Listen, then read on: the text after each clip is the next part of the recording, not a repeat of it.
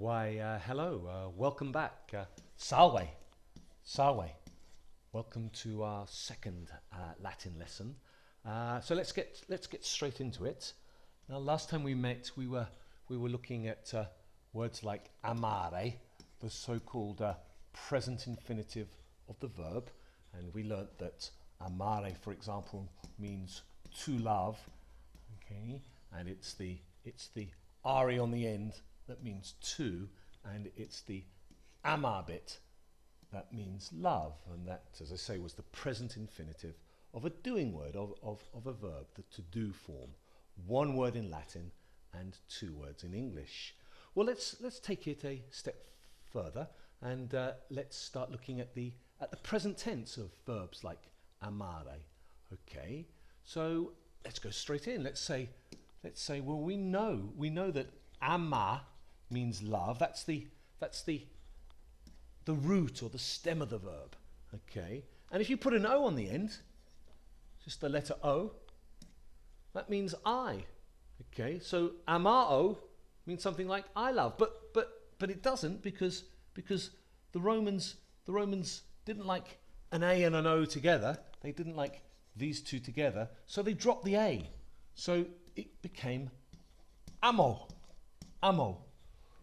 And amo means I love. Okay, it's the O here now. It's the O here that means I, and this time it's the am that means love. Okay, as I say, perhaps originally it was ama. It was this whole thing here, this whole ama that meant love. That's the stem. That's the root. Okay, but the A dropped out when it had an O after it. So amao is amo, I love. Okay, let's take it to the next stage.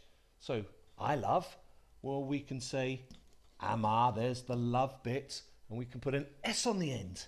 Amas, it's pronounced, and that stays exactly the same, because amas means you love. Once again, we're noticing that amas is one word in Latin, but two words in English. And we know that it's the ama bit that means love. So it's the S on the end. This means love. It's the ama bit there. Okay. So it's the S on the end that means you. And that's one person we're speaking to. That's you in the singular. So we've got amo, I love. Amas, you love. And let's take it to the next stage. Okay, we can take the ama, there's the root, there's the stem. Well, we get that by taking this re off the infinitive. Take the re off the infinitive, that gives us the stem. The ama bit means love, and we now want to say he loves, and Latin puts a T on the end, but it slightly changes it, because that macron disappears. It's not amat, but amat. Amat means he loves, or it can also mean she loves. It can also mean it loves. So the T on the end of the verb means either he, she, or it. The S on the end means you, that's you in the singular, just one person, and the O on the end means I. So we're beginning with our present tense here of amo. It's amo, I love. Amas, you love. Amat, he loves, or she loves, or it loves. Notice the changes. Okay, notice the changes first of all in the English. Okay, it's love, and then for this he, she, it, English puts an S on the end. Okay, in Latin we've got the basic stem ama. Here it is here. There's the root, the stem. We've got that by taking the re off the infinitive. There's our ama, but when there's an O with it, the A drops out, becomes amo. When there's an S with it, keeps exactly the same, amas. And when there's a T with it, the macron drops out, it's amat. So let's practice this a bit. Let's take another verb that you've done. You did the verb parare. Parare, if you remember, that means to prepare. So if we're looking to go through that first bit of the present tense of it, well, what's it going to be? We need to say, I prepare. This is the English, of course. You prepare.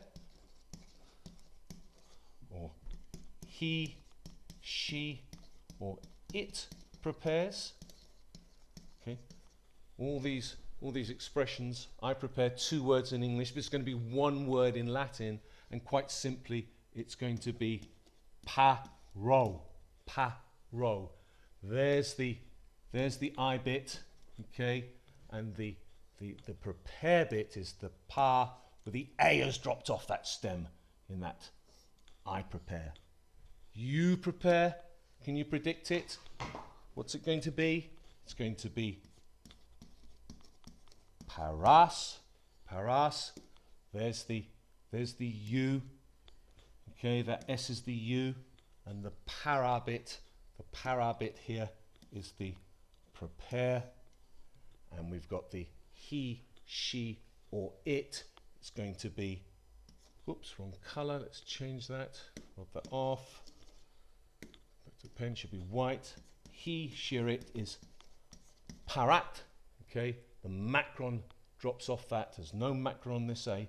The macron drops off that stem, and it's parat. That means he, she, or it. It's the T bit that means he, she, it, and it's the para bit that means prepares. So we get that stem again. Okay, let's put it in white. There's the stem. That's the para. That's the stem. That's the bit that means prepares. But we see different versions of it. We can see just the pa bit, or we can see the para with no macron. All means prepares.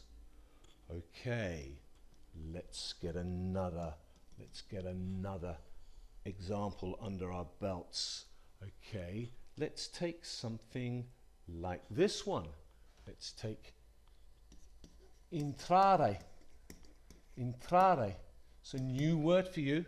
Okay, and we didn't do it in the last lesson. Entrare, we know from the re on the end that it's an infinitive form, so it's to do something. It means to enter, so it's the re bit that means to, and it's the intra bit here that means enter. And I want to say I enter. Well, we know the stem, the root, that's the, oh, wrong colour, let's do that again. We know the stem, that's the, take off the re, that's the intra, that's the bit with a macron that means enter, but it slightly changes when I say I enter. We drop that A, it therefore becomes intro, means I enter. Okay, for you enter, go to the stem, intra, everything stays the same, put an S on the end. Okay, but for he enters, or she enters, or it enters, okay, we go to the stem, that intra, but we drop off the macron, and then we put the T on the end, intrat. So we've got the O for I, the S for you, we've got the T for he, she, and it. Okay, now what's this here? What's this? Something I haven't mentioned. Let's go back to amo again, or amare. Let's make that white.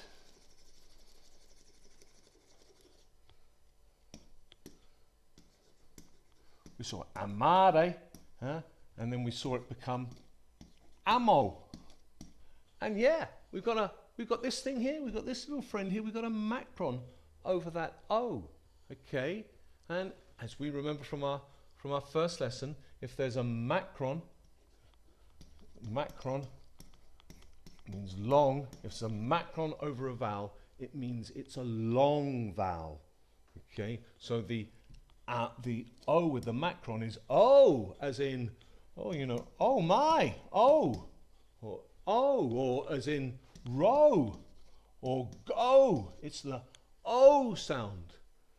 But if there's no macron, it's called a short vowel, and it's like the O in the English word lot or got. Lot, got.